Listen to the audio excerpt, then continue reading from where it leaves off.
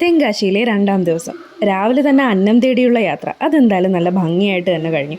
പിന്നെ കുറച്ച് മാതളം പറിക്കാൻ ഇറങ്ങി. നമ്മളിവിടെ വന്നിരിക്കുന്നതിൻ്റെ പ്രധാന കാരണം ഒരു നേർച്ചയാണ്. അച്ഛനൊരു അന്നദാനം നടത്താൻ ആഗ്രഹിച്ചിരുന്നു. അതങ്ങ് സെറ്റാക്കാനാണ് ഞങ്ങൾ ഫാമിലി ആയിട്ട് വന്നത്.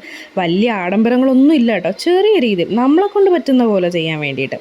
ഈ മരത്തിൻ്റെ അങ്ങേ അറ്റത്ത് മതിലിൻ്റെ മണ്ടയിൽ നിൽക്കുന്ന ആളാണ് എൻ്റെ മാമൻ്റെ മോള്. പിന്നെ ഇവിടെ എല്ലാ ആളുകളും നിലത്തിരുന്നാണ് ഭക്ഷണം കഴിക്കുക. ചെയർ വാങ്ങിക്കാത്തതല്ല, അവർക്ക് വേണ്ടാത്തതാണ്. എന്തായാലും അന്നദാനമെല്ലാം നമ്മൾ പ്രതീക്ഷിച്ചതിലും നന്നായിട്ട് നടന്നു. കുറച്ച് ആഹാരം അനാഥാലയത്തിലേക്കും കൊടുത്തുവിടാൻ പറ്റി. ക്ഷീണം കാരണം ഓരോരുത്തരും ഉറങ്ങാൻ കിടന്നു. പക്ഷേ എന്നെക്കൊണ്ടത് പറ്റില്ലല്ലോ. എല്ലാത്തിനെയും കുത്തിപ്പൊക്കി അന്യൻ ഫിലിം ഷൂട്ട് ചെയ്ത പാറ കാണാനിറങ്ങി. എന്താ ഇപ്പോൾ ഈ പാറയിൽ ഇത്ര കാണാനെന്ന് ചോദിച്ചാൽ, നല്ലതാടോ, നല്ല രസമാണ്. കാറ്റും വയലും മറ്റേ പച്ചപ്പും ഹരിതാപവും എല്ലാം ഉണ്ട്. അങ്ങനെ പാറമേൽ നിന്ന് കുറച്ച് ഫോട്ടോസും വീഡിയോസും ഒക്കെ എടുത്തു. പറ്റുവാണെങ്കിൽ എല്ലാവരും ഒന്ന് പോകണം കേട്ടോ, ഇവിടെ നല്ല രസമാണ്. വൈകിട്ട് പോയാൽ മതി. നട്ടുച്ചക്കെങ്ങാനും പോയാൽ പിന്നെ മറ്റേ പറക്കും തളികയിലെ മണവാളൻ്റെ അവസ്ഥയാവും.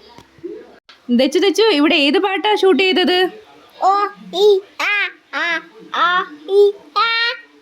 ഹേ ചി ഓ അങ്ങനെ തുടങ്ങി അണ്ടങ്കാക്കയിലെത്താൻ വേണ്ടിയിട്ട് തെച്ചൊരു ശ്രമം നടത്തി. പക്ഷെ നടന്നില്ല.